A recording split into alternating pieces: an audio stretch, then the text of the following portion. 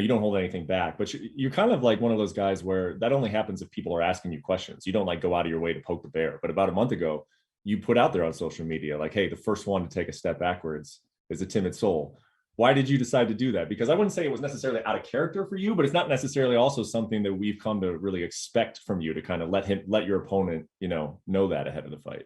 Yeah, no, I think I just think I know his fight. I know what he has inside of him and what he wants inside of this fight. I know what he wants to bring to the octagon. I think we've seen a maturation process after the couple knockouts he's bit suffered.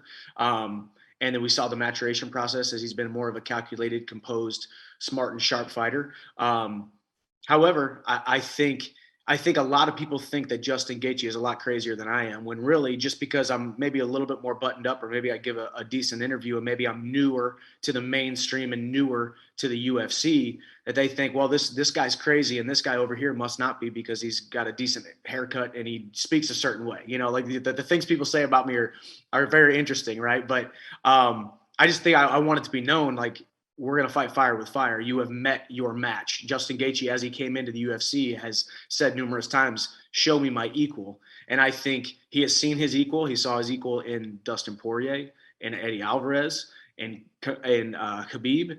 And I am very much his equal. And I do think I am the superior fighter. And I think November 6th, I get to put that on display. And maybe I'm right, maybe I'm wrong. Either way, y'all are going to be entertained. So for the record, you're saying that you are as, if not crazier than Justin Gaethje. I do think I'm crazy. Truthfully, there's been numerous times where I've evaluated my life and evaluated my fight style and evaluated what I do inside the confines of competition, and think, man, dude, why don't you just pump the brakes a little bit? Why don't you just not try to be so entertaining? Why don't you just think a little bit more before you act? But it's ingrained in me, man. It's how I wrestled.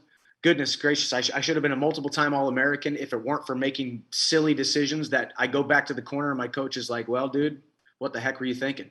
But that's why people are drawn to my fight style. That's why people tune in to watch. That's why people tune in to watch Justin Gaethje. We make moves and